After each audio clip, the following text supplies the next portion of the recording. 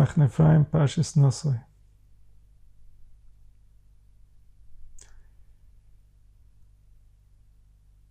In the ancient times,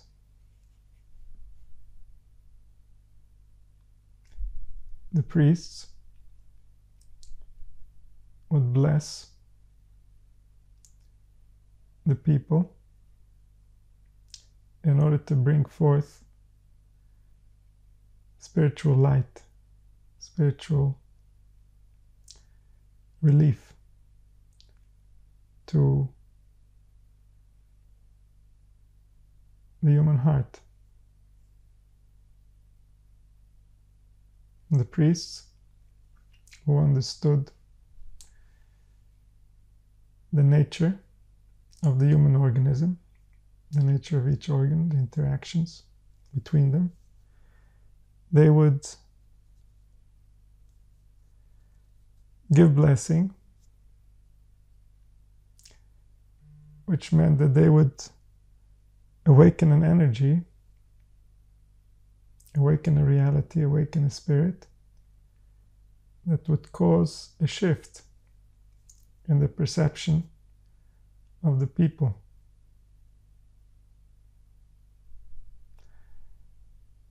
The blessing is the opposite of the curse, and both of them happen by the intention of the human spirit as it manifests into words.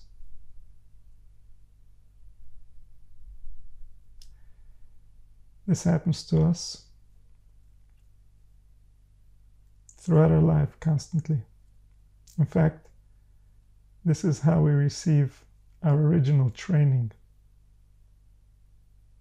how to behave, is through this mechanism of blessing and curse in its various different garments.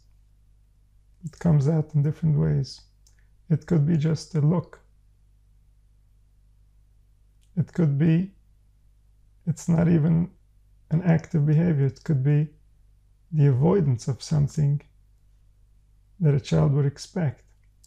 And that's already a curse. That's already taking away energy, taking away life, reducing the access to the life force. In the same way, the blessing, an increase, more access to the life force. The human mouth, which expresses the human heart as interpreted by the human brain, is the source of these increases and decreases in human life force.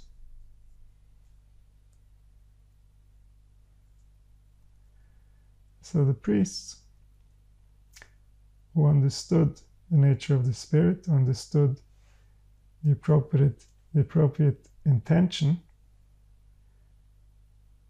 of how to invite the spirit, the vibration, the energy that is required for the people, they would bring forth blessings upon the people, blessings that are appropriate to the needs of the people, in order to assist the people, in order to adjust their spiritual settings so that they can receive from reality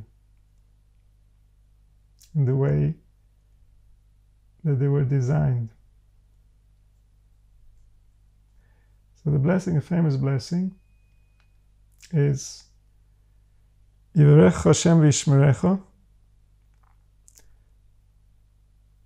Hashem should bless you and protect you. And this concept of protection indicates the nature of our current state, that we are not safe. We need protection. We need a higher power. A higher power meaning someone smarter than us to take care of us, to protect our dignity in the dimensions that we don't understand. And so this form of protection happens when we live within reality, meaning that our spirit perceives in a way that is real. Then we have protection because our way of perceiving is going to continue existing. When we're distant from Hashem, when we're distant from the truth, then our perception is eventually going to result in an awakening, in a wake-up, that's going to show us that what we were perceiving was not exactly accurate. And that's less pleasant. And so, Yivarech Hashem v'yishmerecha should give you blessing, and He should protect you. Then the second verse, Yor Hashem panav elecha v'chaneka, He should shine His face towards you and give you grace. The shining face means that you should have a shining relationship with what you are, because your experience at any given moment is the face of the divine. The divine can dress up in various faces, as it has ever since you were born. Not two moments were alike. But the one thing that's consistent throughout all that time is that every single moment was a presentation from the divine. It was a face of the Infinite One. The Infinite One dressed up as that specifically for you, specifically for that moment. And so, let that face be a shining face. What does it mean that it shines? It means that it feels good. When the experience feels good, then we can have access to it fully. We can enjoy it. It can fill us with its entirety. But when it doesn't feel right, then our spirit pulls away, and then we don't have access to full reality. So let His face shine. Let Him show you the kindness, the warmth, the desire that He has for you, that He has for His creation. And let Him give you grace. So tzorich loben, we need to understand. It says, this is the same thing. If He's shining His face, then it means you already received grace. So why are we saying it twice? We're saying He should shine His face and He should give you grace. Why say it again?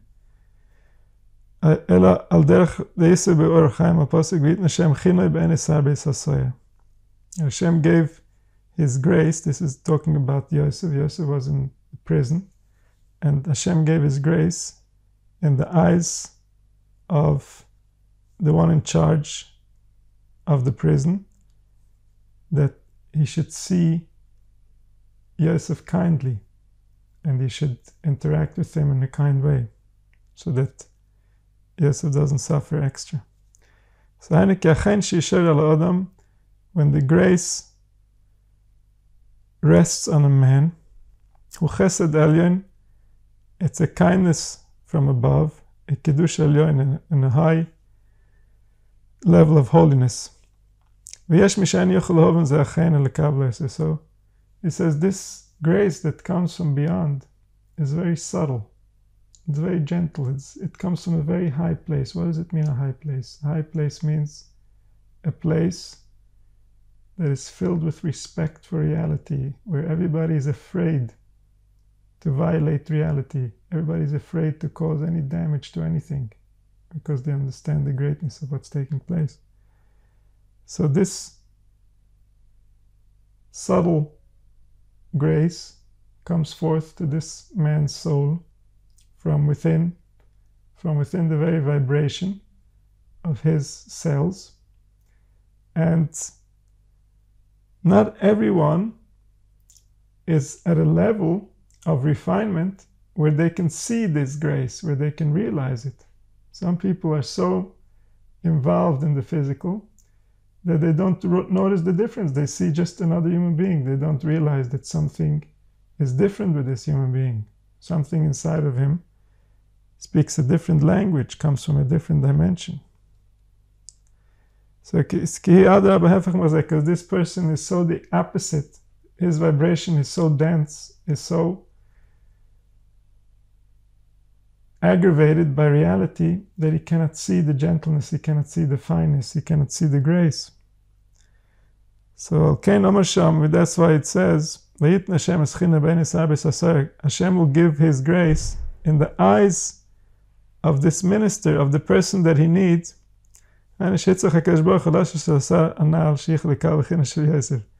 He says, Hashem had to put within this person that wasn't appropriate for this level. He had to give him a taste of this level just so that he can see on another person, oh, this is a finer person, this is different.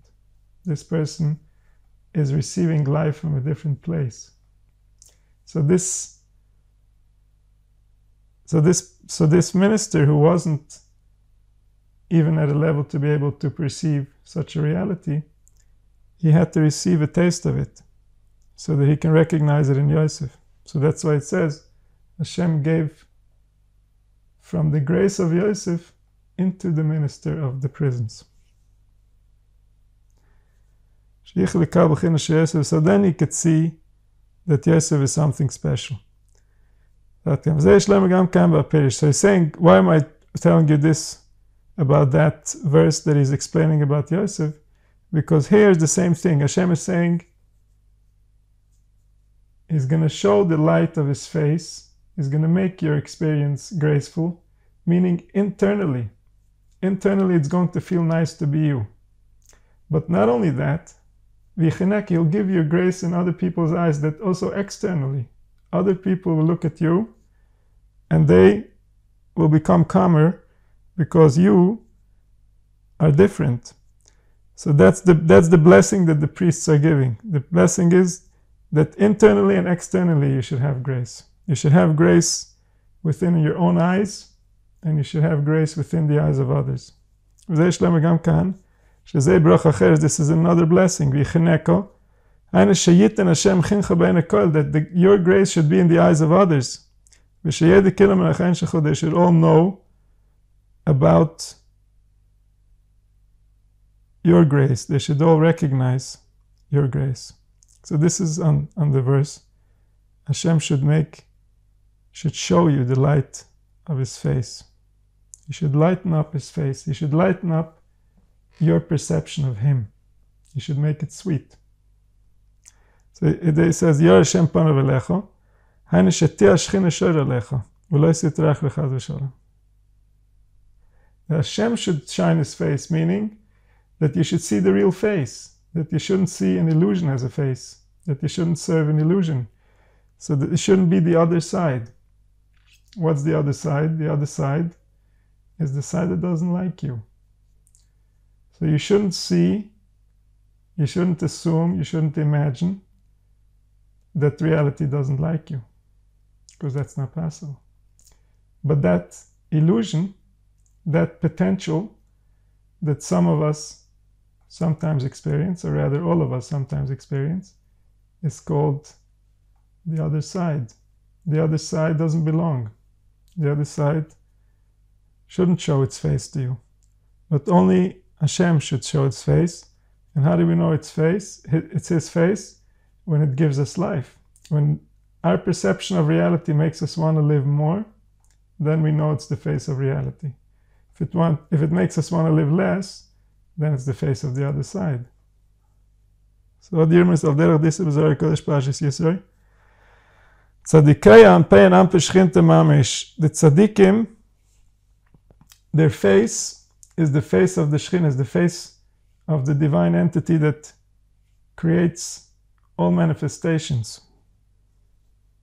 The Shekhinah is hidden within the worlds, within everything that lives is hidden the life force.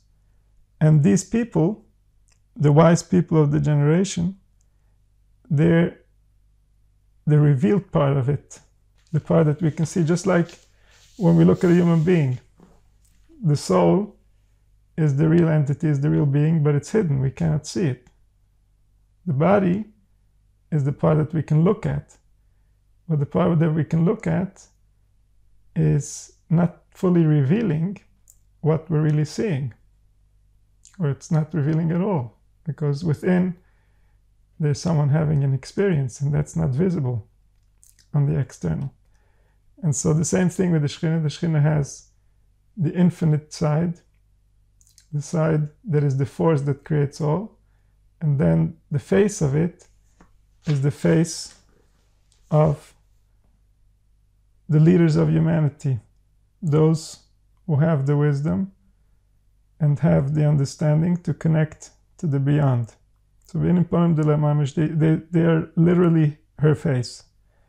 This is now going to see in the pasuk. Yor Hashem, Hashem Yor Lecha. Hashem should light you up, should give you his light. Panav Elecha, Sheyelecha Panav Keviyochol Kenal. She says he should give you his light so that you will be his face. Because if you have his light, you become the face of the Shekhinah. So then your face will be his face when you have his light. And then the third blessing is Yisa Hashem panav elecha v'yosem lecha sholem. He should raise his face to you, whatever that means, and give you peace.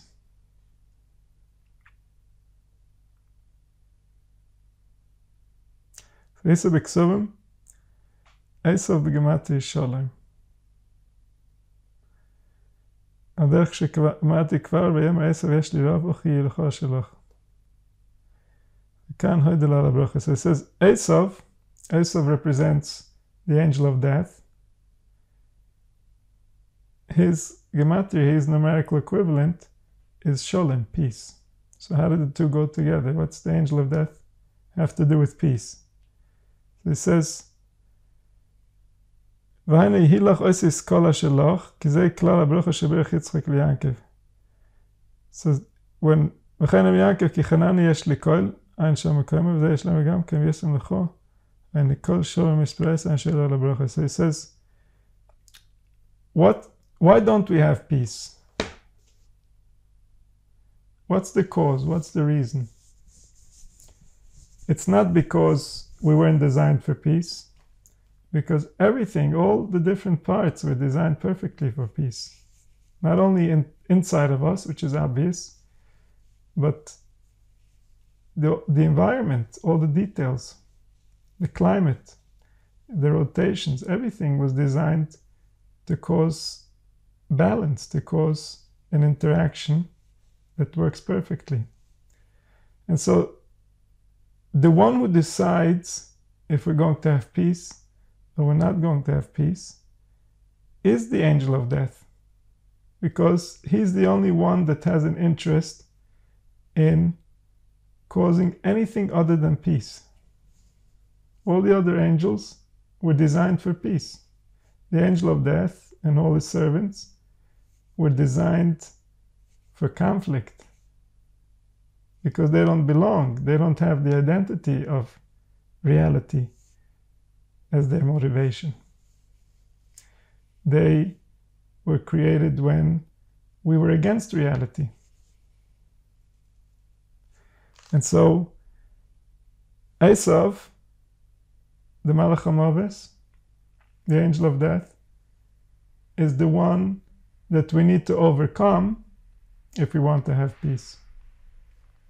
So when the angel of death agrees to our blessings, then we can have peace. If the angel of death is not yet convinced that we deserve blessings, that's the source of conflict. That's the source of everything other than peace. So he says this is why he says in the blessing, Vayosem lecho Shalom, he should give you that Esav should also agree to your blessings, that the angel of death should also agree to your blessings. Because then everything in nature, everything that was created is working to support you. There's no other side. There's nothing that is trying to cause any harm, it's trying to cause any damage. We should give you peace. This is the Posik. Ki lachmeinu haim, innen garmayim mezamlen innen de mishtadle boiraisa. So it says, and the Pasuk says, when they wanted to go into Israel, to conquer Israel, it says about the people, kilachmeniam, they're like our bread. So the Zohar explains, what does it mean they're like our bread? It means that they were designed to serve those who are pursuing wisdom. So the world was designed in such a way that those who are practical, those who can understand to the things that are practical, were meant to be in charge of the practical. And those who can understand to the deeper wisdom were meant to be concerned with the deeper wisdom. So this is why he called them bread, meaning they're the ones who are supposed to take care of the bread. They're the ones who are supposed to take care of the physical needs, so that those who understand the spiritual can be concerned with the spiritual needs. And this is how humanity can contain balance, when each member is doing what they were designed to do. He should give you some Esav. He should give you someone who should be concerned with your practical needs, so that you can be concerned with the spiritual needs, so that you can grow internally, so that you can evolve. So in order for you not to be distracted by the environment and by all the practical needs, you should prepare for you somebody who should take care of your needs. These are the blessings. And this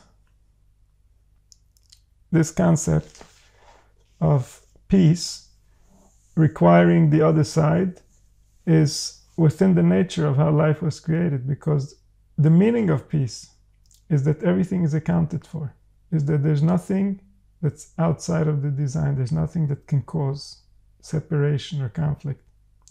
So only when everything is accounted for, when we understand an approach where we can live life and know how to interact with the different realities that may arise, and always remember how to come back to reality so that we don't lose ourselves in our own interpretations. So then we can have peace. Then we can realize truth. Then our bodies have the right chemicals so that we can evolve, so that we can become wiser.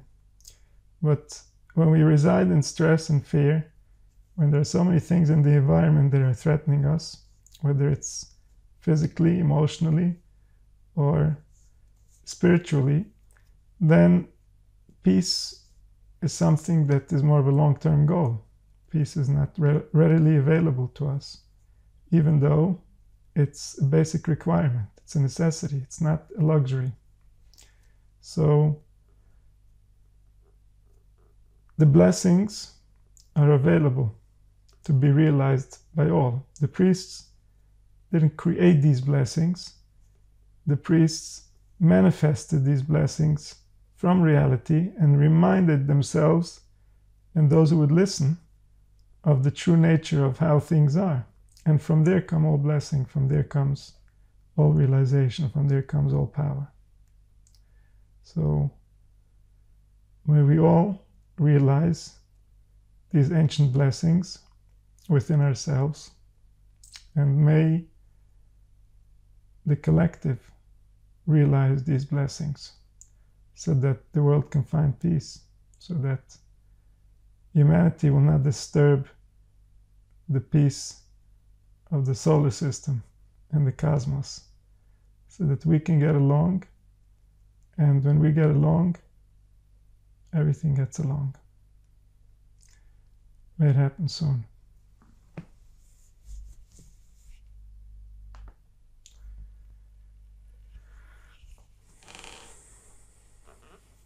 Any questions?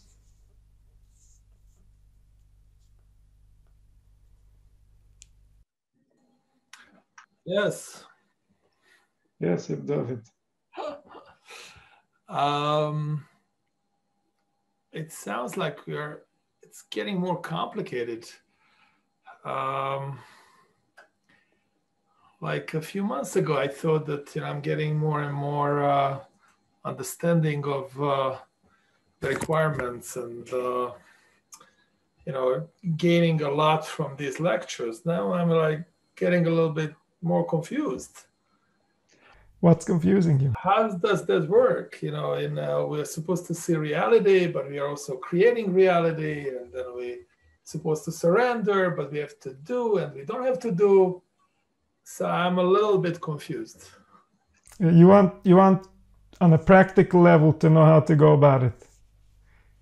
But this is the thing. Every situation needs to be interpreted by a human being live. So it's not something that you can have like a formula. It's a connection that needs to remain live. You have to remain in touch with yourself while things are happening. That's the only formula that can work. So it's not about that you don't do, meaning you're sitting somewhere and you're not involved in life. You don't do because you're reacting spontaneously. You're reacting spontaneously based on your interpretation, but your interpretation, you understand that you're creating. So if we get stuck on interpretation, we get stuck on a story, and we say, I understand life to be X, Y, and Z, and now based on this, I'm going to decide everything that I do. Then we already lost access to reality, which means that we're going to make mistakes because we're not looking at reality, we're looking in our minds, we're looking at a theory.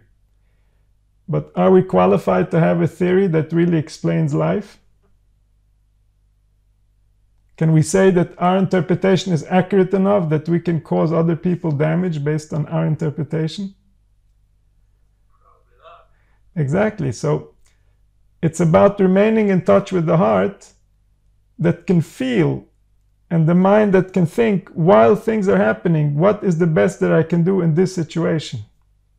But it's not about a story, it's not about an interpretation, it's not about the belief that you already know, and therefore whatever is going to present itself, this is going to stand. Whatever this might be, it's already not the truth. The truth is bigger than that. You understand? So it's something that we have to keep alive. It's not something that can be told. It's not like everything that we're talking about is pointing you to realize something about your experience. It's trying to change something in your settings. It's not about the information. Oh, I can write it down and now I know. If you can write it down and know it, then that's not it. Reality is bigger than that. The ancient people could have written it down and we would know it if it was that simple. But that's not what happened. All they gave us is different methods of self-realization. Methods meaning something needs to happen inside of you. It's not information that needs to happen. It's an event, a biological event, a change in how you process information. So everything can point you there so that you realize this. But at the end of the day, it's your realization that's going to give you access to it, not the information that's being said. Wow. You understand? So it's something internal, it's something very deep and very real, that when we change how we perceive, then we process differently, and then we don't make the same mistakes that we make when we're processing intellectually, when we're just basing everything based on information and we're not there, we're not home, nobody's actually seeing what's going on. So many things people wouldn't do if they were actually alive and aware and realized what they're doing. And this is obvious now with this physical violence. These types of things cannot happen unless the human being that lives inside that heart has left. There's nobody there. There's no connection. The brain is just doing things, but there's no real attachment to a heart. There's no real interpretation of what this means, of what it's causing, of how it's affecting humanity. There's no appreciation for reality. So that person can know all the books, they can know all the words, they can know everything, but they're not in touch with something that's supposed to guide them on how to behave. This is a real thing.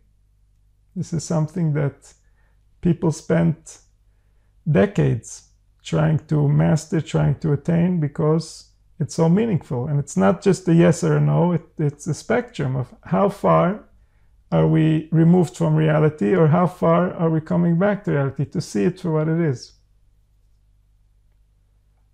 Yeah. Thank you.